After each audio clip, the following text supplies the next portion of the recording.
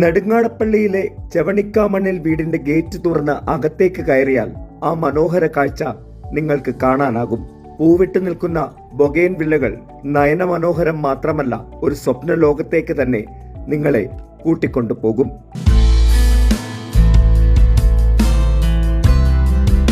ഒരു ഹോബിയായിരുന്നില്ല സാജൻ ഫിലിപ്പ് എന്ന ഈ പ്ലാന്റർക്ക് ബൊഗെയിൻ വില്ലകൾ.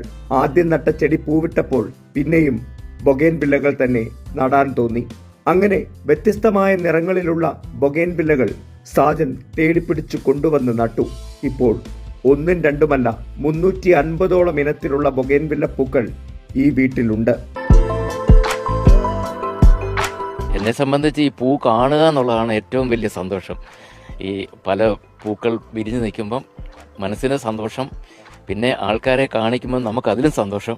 Kerala white, twisted tango, black Mona Lisa, sunstone, butter cup, spectrum, lipstick എന്ന് വേണ്ട ലോകത്തിലെ വിവിധ ഭാഗങ്ങളിലുള്ള ബൊഗെയിൻ വില്ലകളെല്ലാം ഈ വീട്ടുമുറ്റത്തുണ്ട്.